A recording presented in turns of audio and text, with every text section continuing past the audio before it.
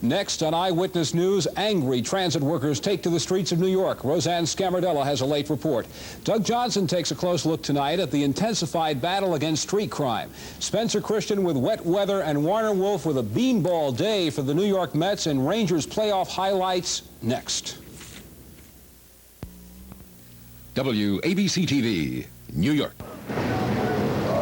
The mood was very angry tonight as New York transit workers took to the streets. These workers say they don't want the new tentative contract.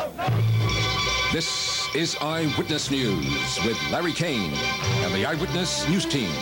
Mail voting continues throughout the New York area tonight, and this evening's big story on Eyewitness News, the mail write-in vote for the tentative contract agreement that averted a subway and bus strike in New York several weeks ago. But tonight, a vocal group of transit workers demonstrated on the streets. They say no way, and Roseanne Scamardella visited with them tonight. Roseanne? Larry, the pickets were not demanding a strike. What do they want? New negotiations and perhaps a new union leadership.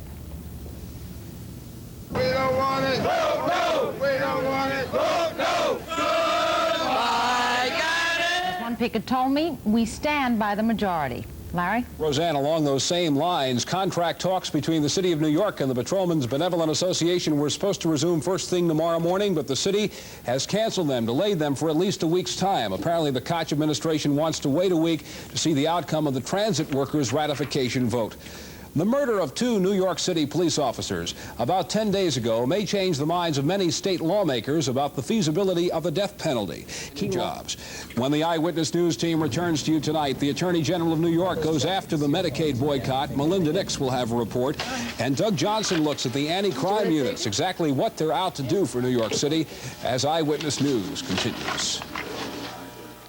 There are 43 radio stations in New York. We're the one that plays only the hits. WCBS FM.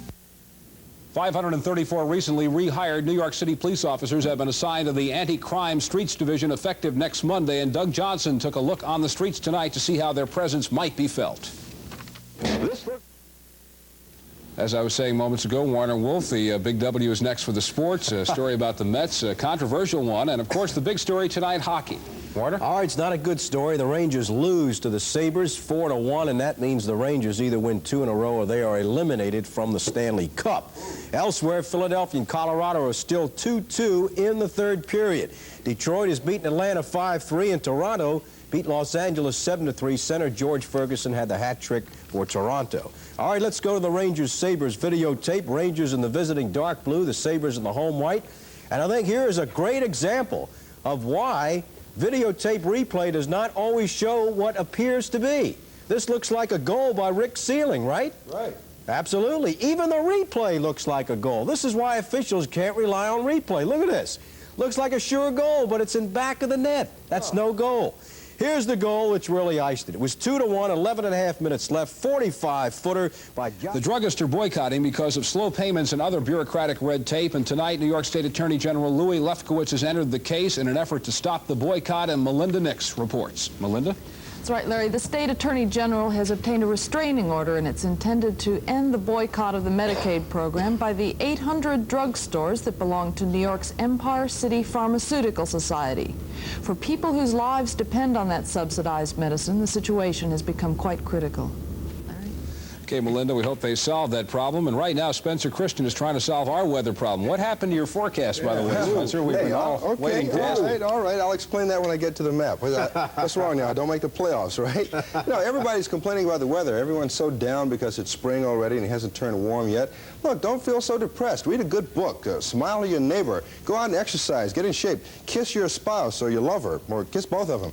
Anyhow, we had a messy day today. Well, sometimes the two are mutually exclusive. We had a messy day today, as you know by now. Some rain came in late in the day. We had clouds. The high got up to only 52. The overnight low is 46. Right now, though, the rain is ending. Skies are still cloudy, but they will be clearing very shortly. Temperature 43 degrees, relative humidity 82%, barometer reading 29.74 and rising. Winds out of the northwest at 13 miles per hour. Okay, so why did we blow the forecast? We said it would be warmer today than it was. There was a warm front intersecting this cold front which pushed through the area today. It stalled just south of us. Had it moved a bit farther to the north, we would have had warmer weather than we had today. But it stalled around Trenton, And, of course, we had cool weather, raw, in fact. But south of us, the high temperature today in Washington got up to 85. In Richmond, got up to 89. So all the warm weather was just south of us. We missed it. We had some rain as the cold front pushed through, but now the rain is ending. We've got some breezy weather coming down out of the northwest, some nice clear skies, but some cool air. And I'll be back in just a moment to tell you more about that and complete details on the 5-day forecast.